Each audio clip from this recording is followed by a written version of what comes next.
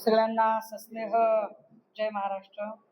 गेली 3 दिवस महाराष्ट्रामध्ये विशेषतः सोलापूर जिल्ह्याची संपर्क प्रमुख म्हणून असणारी जबाबदारी, याच्या आधीच्या बैठका आपण फक्त सगळ्यांच्या मुलाखती आणि त्या संदर्भात असणारी एकूण पक्षाची काय स्थिती आहे यावर आपण त्या मुलाखती आधारित घेत होतो।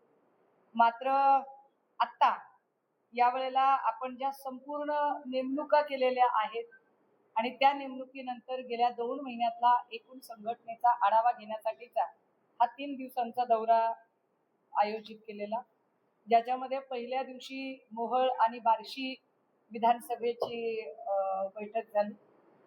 आपल्याला कल्पना असेल की फुटीर खासदार ओमराजे निंबाळकर यांचा लोकसभेचा जो काही भाग होता, जिथून आम्ही त्यांना निवडून दिलेला आहे, तो भाग बार्शी आहे। आणि बार्शीतनं जे मताधिक्य दिलेलं आहे, कारण बार्शीतूनच पक्षाचा एक आमदारही निवडून आलेला आहे आणि या ठिकाणी प्रवीण काकडे यांची जिल्हा प्रमुख म्हणून नियुक्ती झालेली आहे। प्रवीण काकडेंनी त्या बैठकीमध्ये ओमराजे निंबाळकर यांच्या निषेधाचा ठराव मांडलेला आहे आणि येणाऱ्या काळात ओमराजे निंबाळकर असतील किंवा जो कोणी संघटनेच्या आड येईल त्याला तितक्याच ताकदीने विरोध करण्याची भूमिका बार्शी आणि मोहोळ मधून घेतली जाईल। त्या संदर्भात पदाधिकाऱ्यांना सूचना दिलेल्या आहेत। पदाधिकाऱ्यांच्या नियुक्त्यांचा अगदी खुल्या पद्धतीने बैठकीमध्ये चर्चा करून काही नावं काढलेली आहेत, ज्याची नावं यथावकाश सामनामधनं 1-2 दिवसामध्ये प्रकाशित होतील।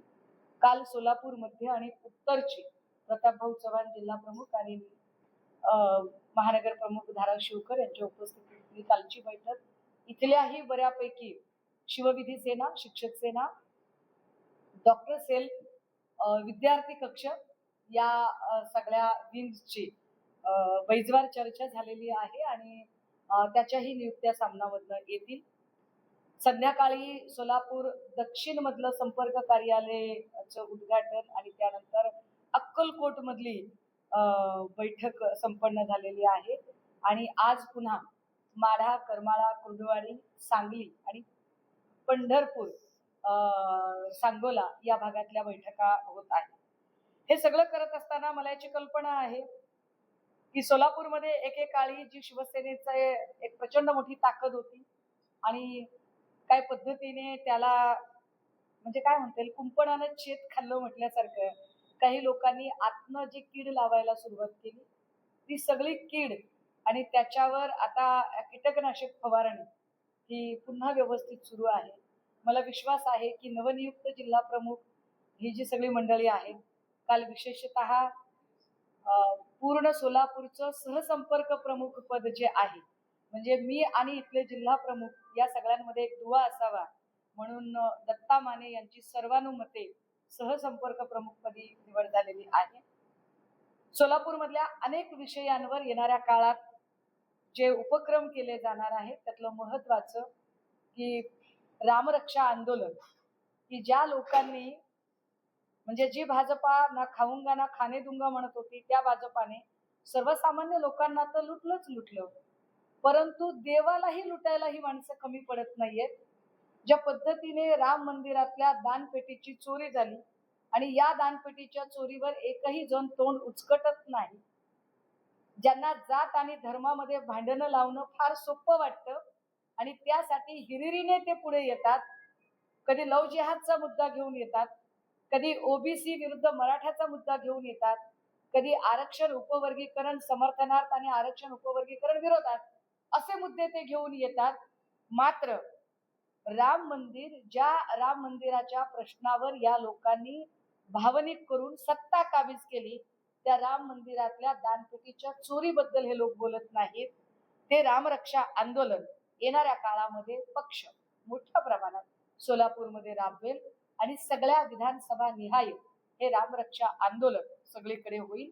त्या संदर्भातली जवळपास सगळी मांडणी काल झालेली आहे।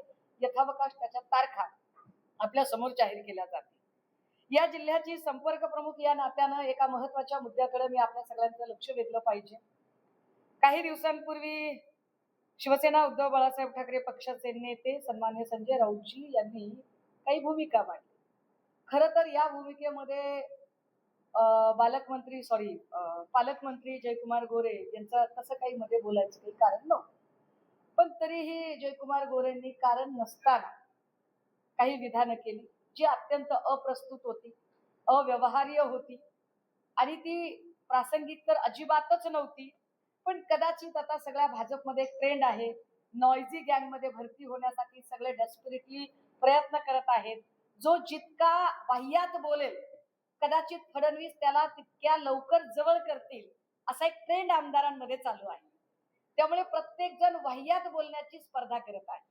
आमदारही वाह्यात बोलतायत, खासदारही वाह्यात बोलतायत, शब्दांचं चयन वाह्यातपणे करतायत आणि मग हे जे चयन आहे जे अतिशय वाह्यात पद्धतीने चालतं, मग त्याच्यामध्ये गोरेंनी कारण नसताना बोलणं, त्यामुळे त्याला राऊत साहेबांनी जशास तसं उत्तर दिलं. आता राऊत साहेबांनी जेव्हा उत्तर दिलं त्यावेळेला भाजपचे सगळे लोक म्हणाले हे काही बरोबर नाही राव, म्हणजे ही असभ्य भाषा आहे.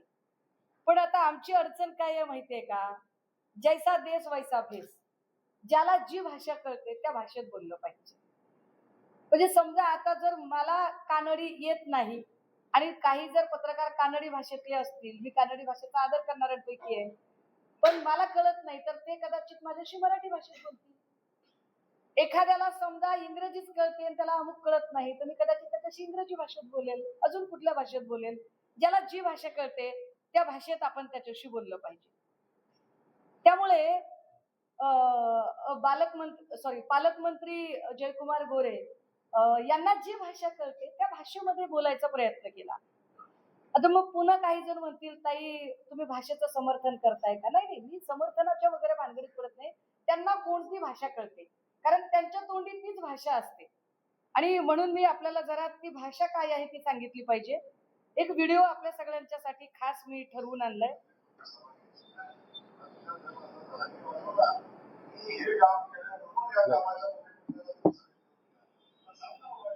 हे चालू नाहीये का?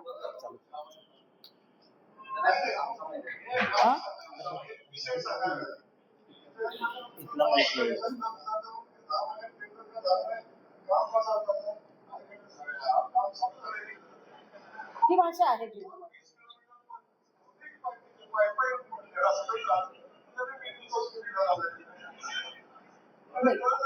हा व्हिडिओ मी आपल्याला पर्सनली ग्रुपवर टाकेल, जो आपल्या प्रत्येकाला मिळेल. गोरेंच्या 2 मिनिटाच्या या क्लिप मध्ये किती शिव्या आहेत, त्यामुळे गोरेंची भाषा जर ही असेल तर त्याला त्या भाषेत उत्तर देणं अत्यंत स्वाभाविक आहे. ते उत्तर श्री संजय राऊत यांनी दिलेलं आहे, याच्यापेक्षा त्याच्यावर वेगळं काही बोलायची गरज नाही. पण संजय राऊत हे सगळं झाल्यानंतर आता गोरे कोण आहेत हे मी काल सांगितलं की मला गोरे कोण आहेत हे चांगलं माहित आहे. त्यामुळे गोरे कोण आहेत हे मी पुन्हा एकदा बैजवार सांगितलं पाहिजे. चारुशिला मोहिते यांचं प्रकरण महाराष्ट्राला माहित आहे. चारुशिला मोहिते नावाच्या महिलेला स्वतःचे नग्न फोटो पाठवले म्हणून या प्रकरणामध्ये जयकुमार गोरे यांच्यावर पोलीस कंप्लेंट झाली. नंतर त्या पोलीस कंप्लेंटचं बरेच काही गोष्टी झाल्या. महाराष्ट्राला माहित आहे की मग त्या महिलेला एका खंडणीच्या प्रकरणामध्येच गुंतवण्याचाही प्रयत्न झाला. आता ती महिला त्यातनं बाहेर आहे. काल पुन्हा त्या बिचारीला खूप प्रेशराईज केलं जात होतं. काल जेव्हा मी त्याच्यावर बोलले त्यावेळेला पुन्हा एकदा तिला खूप प्रेशराईज करणारे कॉल येत होते. आता या सगळ्या प्रकरणामध्ये माध्यमांनी 1 कोटी रुपये आणि चारुशिला मोहिते यांना दाखवलं खरं, ते सगळीकडे दिसलं. पण ऑनरेबल कोर्टाची निरीक्षणं कदाचित माध्यमांनी नंतर दाखवली नाही. जे महत्वाचं निरीक्षण आहे की या कुठल्याही प्रेम मध्ये ती बाई पैशाला हात लावते, पैसे घेते किंवा पैसे मागताना दिसते असं कुठेही चित्र दिसत नाही. हा पहिलं निरीक्षण कोर्टाने नोंदवलेलं आहे. एक दुसरं निरीक्षण कोर्टाने नोंदवलेलं आहे. त्यात कोर्टाने असं म्हटलंय की सगळं खरं, पण मुळात हे 1 कोटी रुपये गोरेंकडे आले कुठे? हे कोणाचे 1 कोटी रुपये आहेत जे अजून कोर्टातही जमा झाले नाहीत? जयकुमार गोरे याच्यावरती उत्तर देतील का की 1 कोटी रुपये नेमके तुमच्याकडे आले कसे, कुणाचे पैसे आहेत, कुठून आलेले पैसे आहेत? या पैशाचं उत्तर त्यांनी दिलं पाहिजे. बरं, हे सगळं करताना याच सगळ्या प्रकरणामध्ये आता अजून एक प्रकरण त्यांच्यावर होतं. एका दलित माणसाची मृत व्यक्तीला जिवंत दाखवत त्याच्या खोट्या बनावट सह्या करत जागेचे सातबारा नावावर करून घेतला. त्यात जयकुमार गोरे यांच्यावर अॅट्रॉसिटी दाखल आहे. गोरेंनी ते बोललं पाहिजे की तुमच्यावरच्या अॅट्रॉसिटीचं काय झालंय. बरं, ही अॅट्रॉसिटी तुम्ही म्हणाल मी खूप जुनं काढलंय का? नाही, मी अजिबात, आपण असलं काय जुना कार्यक्रमच करत नाही, माहितीये का. 6/3/2025 6 मार्च 2025 त्याच्यामध्ये 3 फेब्रुवारी 2026 ला एक तारीख आहे. आणि विशेष म्हणजे या सगळ्या प्रकरणामध्ये 8/5/2026 ला नॉन अवेलेबल वॉरंट जाहीर झालं जयकुमार गोरे. 8 मे 2026 आत्ता जून महिन्यात 8 तारखेला. काय गोरे, अहो काय पालकमंत्री आहे का, कोण आहे तुम्ही? तुमच्या नावानं समन्स निघायला लागले. हे समन्स रद्द होण्यासाठी त्यांनी प्रयत्न केले. त्याच्यासाठी त्यांचा अर्ज वगैरे झाला, त्यांची बेल ऍप्लिकेशन फेटाळली गेली. ह्या सगळ्यांवर गोरे कधी बोलणार आहेत का? म्हणजे तुम्ही बघा, एखाद्या माणसाला एखाद्याने फसवलेलं असू शकतं. आपण असं गृहीत धरू की चारुशीला मोहितेने जयकुमार गोरेंना फसवलं किंवा अडकवलं. मृत व्यक्तीने कसं काय फसवलं असेल बरं? मृत व्यक्ती, त्याचं काय झालं, त्याच्या जमीन हडपेचा केस काय झालं बरं? ही केस कोर्टात आहे, ह्याचं समन्स आहे. मी तुम्हाला जून महिन्यातली गोष्ट सांगते. ही जून महिन्यात घडलेलं हे सगळं आहे. ही समन्सची कॉपी आहे. याच्यामध्ये स्पष्टपणे सांगितलेलं आहे, आरोपी क्रमांक 1, 3, 4 हजर, त्यांचे वकील हजर, मूळ फिर्यादी 260, आरोपी क्रमांक 2 तर्फे गैरहजेरीचा माफी अर्ज, त्यावर सरकारी वकिलांनी कोणतीही हरकत न घेतल्याने सदर अर्ज मंजूर करण्यात आला. सरकारी वकिलाने त्याच्यात हरकत घेतली नाही. आता सरकारी वकिलांनी का हरकत घेतली नाही हा एक पुन्हा संशोधनाचा मुद्दा आहे. पण क्लिअर कट मंत्री असणाऱ्या माणसावर, म्हणजे जी भाजपा सांगते की हम बडे बेदाग है, मेरा कफन तुम्हारे कफन से बहुत ज्यादा सफेद है, तर त्या भाजपने ह्या सगळ्यांची उत्तरं दिली पाहिजे. यार तुमच्या मंत्र्यांवर काय काय डाग आहेत ते बघा, याच्यावर बोला. त्यांच्या काटोधारी भक्तीने काही पावाचा तुकडा खाऊन भुंकणारे बोललं पाहिजे. या सगळ्या लोकांना बोलत नाहीत. चला हे सगळं बरं, जाऊ द्या, मला याच्यावर नाही. चला, म्हणजे किती बघा, गोऱ्यांवर केसेस किती आहेत सध्याच्या. मी तुम्हाला जर त्या केसेस जर सांगितल्या ना, काय माणसाला मंत्री केलंय भाजपने. भाजपची काय मजबुरी असेल की भाजप मधली जी जुनी माणसं आहेत त्यांना भाजपने संधी दिली नाही. काँग्रेसमधनं एक माणूस आयात केला जातो. जयकुमार गोरे काँग्रेसमध्ये होते. म्हणजे काय ते सांगतात भाजपचे काही लोक, तुम्ही अमुक, मी तर कुठल्या पक्षात गेलेच नाही कधी, सोडा. पण बाहेरून आलेल्या माणसाला मंत्रीपद देताना त्या माणसाचा पोर्टफोलिओ काय होता, भाजपकडे कोण किती भ्रष्टाचार केला त्यावर त्याची पोस्ट किती मोठी ते ठरते. बघा, दहिवडी पोलीस स्टेशन, गुन्हा रजिस्टर नंबर 54/94, कलम काय आहेत 324, 342, 323, 504, 506, 34. बरं, दहिवडी पोलीस स्टेशन मध्ये 29/94 गुन्हे कुठले दाखल आहेत 323, 506. दहिवडी पोलीस स्टेशन मध्येच 03/2007 कलम काय आहेत 188, बीपी ऍक्ट कलम 37, 1, 3, 135. दहिवडी पोलीस स्टेशन मध्येच 92/2009 कलम काय लागली आहेत 307, 343, 420. असे एक कलम आहे का की जे गोरेवर लागलेलं नाहीये? मी ऑन रेकॉर्ड बोलते. हा, गोरेंना माझ्या या सगळ्या प्रश्नांवर उत्तरं द्यायची असतील तर गोरेंनी फक्त एवढं लक्षात ठेवायचं की दुसरा एपिसोड मला उघडायला भाग पडायचा नाही. मी लगेच दुसरा एपिसोड उघड करेल. हा, मी जरा पुढचा जरा गुन्हा वाचून दाखवला पाहिजे. दहिवडी पोलीस स्टेशन मध्येच 7/2010 कलम काय आहेत 188, बीपी ऍक्ट हे वाचून झालं.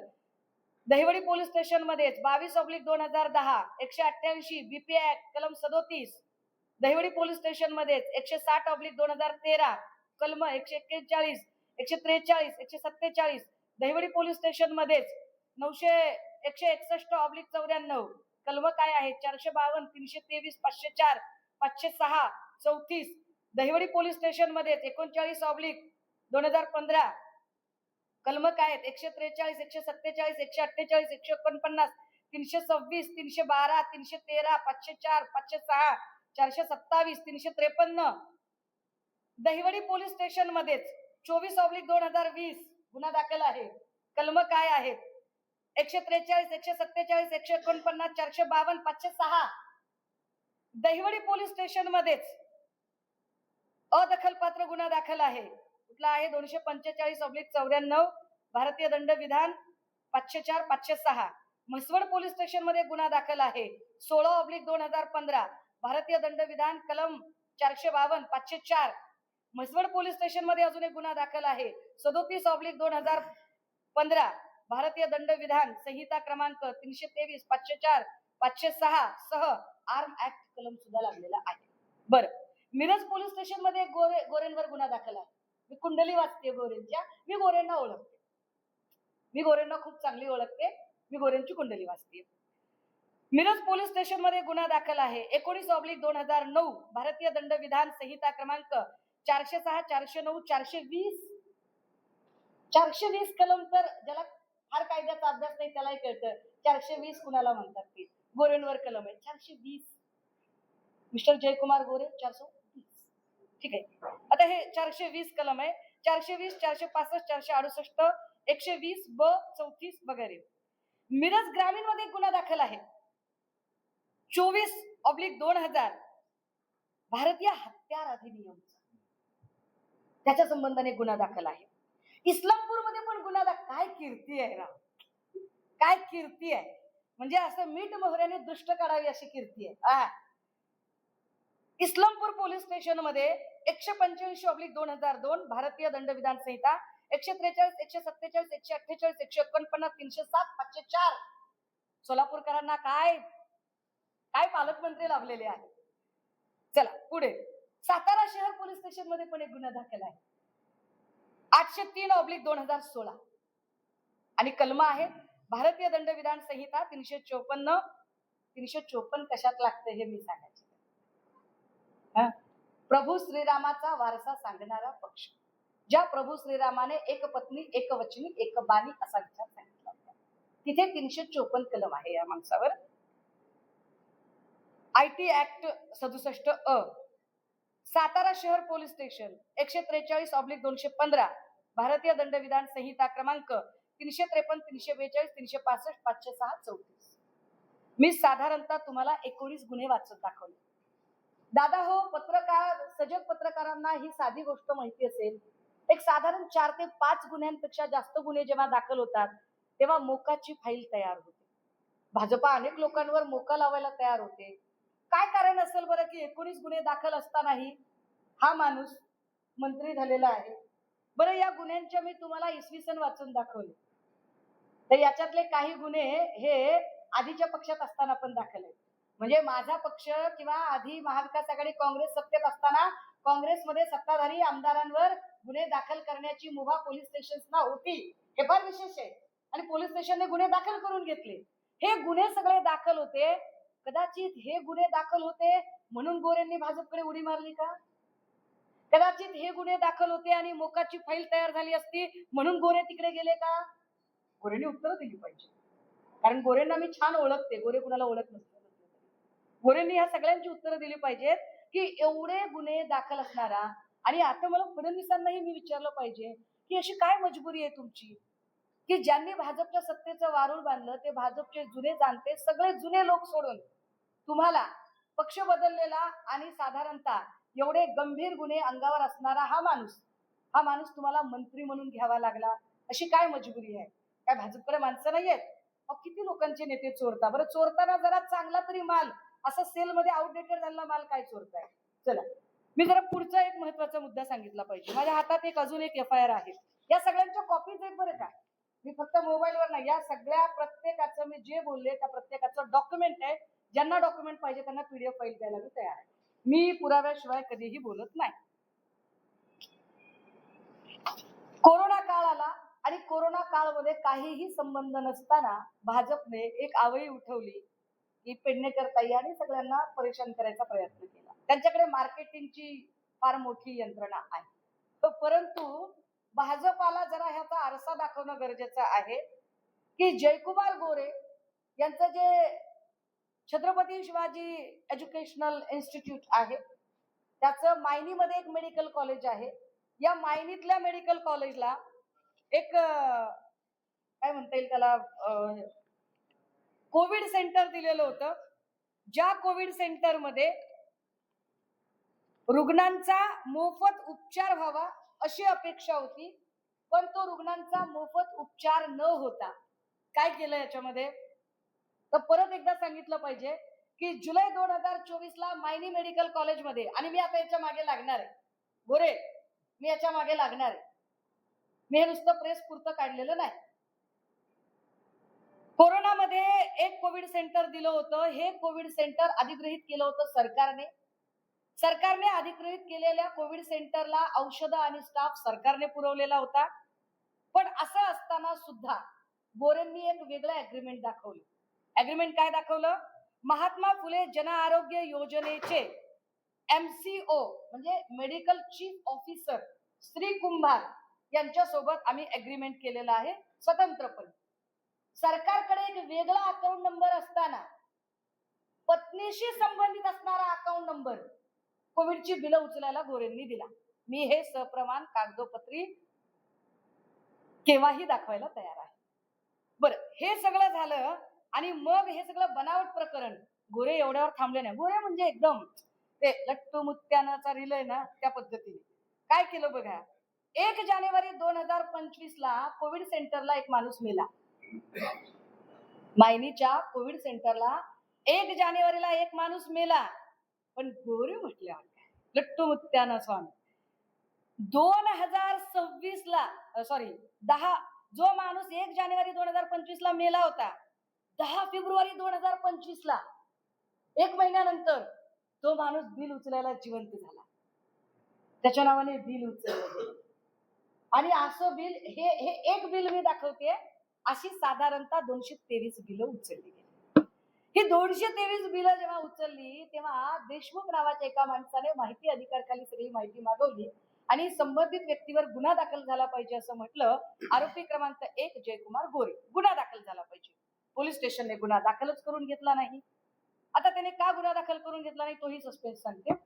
त्याने गुन्हाच दाखल करून घेतला नाही म्हणून ऑनरेबल हायकोर्ट कडे ते गेले.